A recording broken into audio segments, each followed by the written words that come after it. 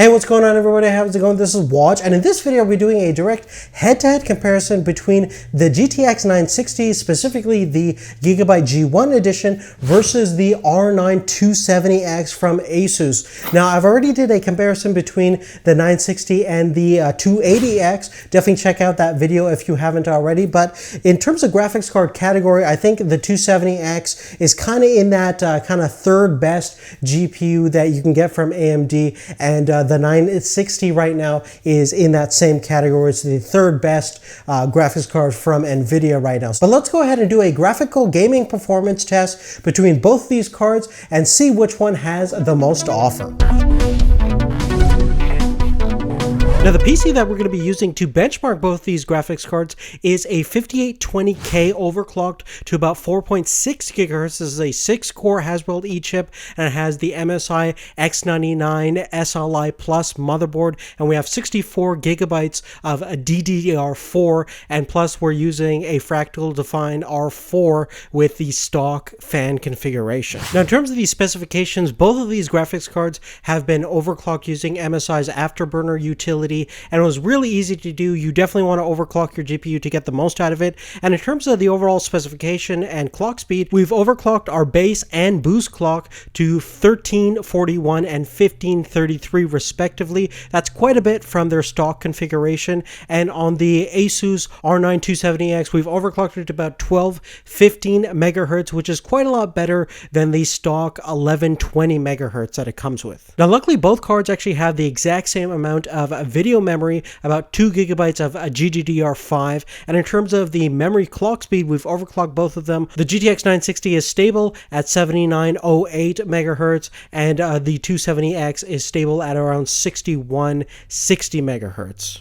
Now, there is a seemingly big difference in terms of the memory bandwidth. We only have about 128-bit bandwidth on the GTX 960 versus we have double the bandwidth, about 256 on the R9 270X. So for games that possibly might use a little bit more memory bandwidth, you might see a slight advantage on the R9 270X, but we'll have to determine that to find out whether that's true or not. Now, in terms of CUDA cores, we have about 1024 CUDA cores on the GTX 960, and in terms of the shaders on the AMD side, we have about 1280 stream processors on the R9 270X. Now, one last major difference between these two cards is connectivity. We have a lot more DisplayPort connections. In fact, we have some really cool features built into the GTX 960 in terms of adapting a DisplayPort to a DVI connection within the GPU itself. So you can use a DVI monitor that doesn't have DisplayPort while doing a triple monitor setup or something like that.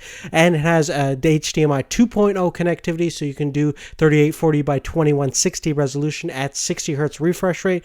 Great for monitors that have HDMI 2.0 connectivity, and indeed 4K TVs that have HDMI 2.0. You also do have 2 dual-link DVI connections, and plus, since we do have so many DisplayPort connections, we actually have a increased maximum digital resolution of 5120 by 3200, and that's the new 5K standard. So if you ever want to upgrade to a 5K monitor, this graphics card has the ability to support that massive resolution. Now, connectivity on the R9 270X is definitely not bad. It's pretty standard for most contemporary graphics cards. We have one DisplayPort 1.2 connection, which is able to power a 4K monitor at 60 Hz refresh rate. You also do have a HDMI 1.4 connection, so you can do 4K resolution using that, but only at 30 Hz. And lastly, we have 2 dual-link DVI connections, which will allow you to do Infinity triple monitor setups if you ever want to do that. Now, with all that kind of specification stuff out of the way, let's actually take a look at the performance differences between these two GPUs. The first thing that we're going to take a look at are the temperature performance readouts when you're using the graphics card and when they're at idle. So when you're not using the GPUs,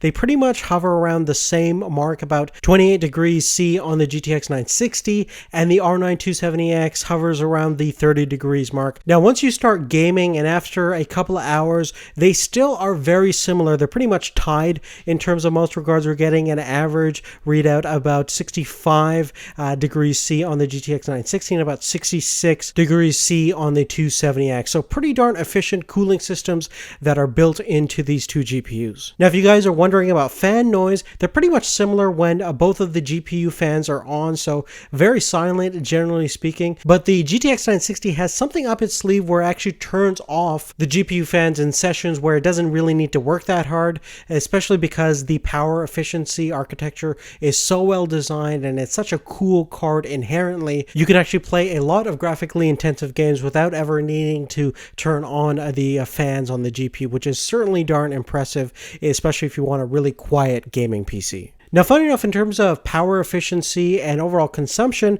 they're pretty much identical again, about 123 watts isolated out of the GPU on the GTX 960 and about 121 watts on the 270X. So the 270X uses a little bit less power than the 960, but again, these differences are fairly negligible. Now, the first graphics test though I did was use a synthetic benchmark. I'm using Unis Heaven benchmark set to 1920 by 1080 with high overall settings and details, and both GPUs overclock. We're getting about 1584 on the 960 and about 1322 on the R9 270X. And again, your results may vary depending upon your system configuration and how you've overclocked your GPUs. Now next, Battlefield 4 on Ultra mode, 2x MSAA enabled at 1920 by 1080. The GTX 960 is faster at about 60.1 frames per second versus about 48.2 frames per second, and at 1440p again faster on the GTX 960. But as you can see, the difference between these two cards is greater at that 1920 by 1080p resolution.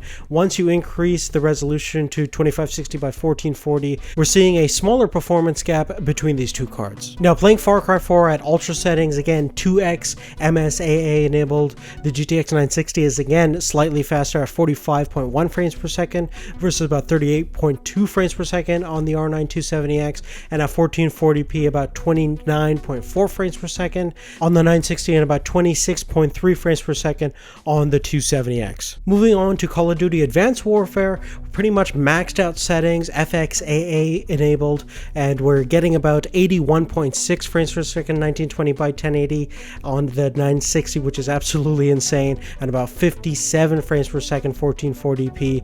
And if you take a look at the results on the 270X, definitely not bad, over 56 frames per second average and about 40.6 frames per second at 1440p. Now, Dragon Age Inquisition is probably one of the hardest games right now that's out, and will really push these graphics cards to their limit at ultra settings, 2x MSAA enabled, and we're getting about 45.2 frames per second 1920 by 1080 on the 960 and about 37.8 frames per second on the 270X at that same resolution. And at 1440p, these cards kind of struggle at around 26 frames per second on the 960 and about 20.2 frames per second on the 270X. Now, the last game that we're going to talk about is Grid Autosports, pretty much at max out settings, and at 1920 by 1080, you're doing an excellent job on both GPUs, about 74.5 frames per second on the 960 and about 67 frames per second on the 270X, and at 1440p, again, over 50 frames per second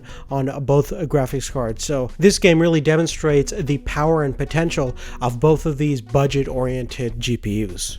But other than that, guys, that's really it. Now, in terms of price point, I think the 270X is definitely going to come down quite a bit once the new AMD graphics cards comes out. So it might be one of the best price to performance ratio graphics cards that you can get in the market. But you still have to keep in mind that the GTX 980 has definitely a lot to offer, and it has a lot of future-proofing options that might sway you to still go and pay the extra amount to get a little bit better performance and the couple of different options that's available on that graphics card.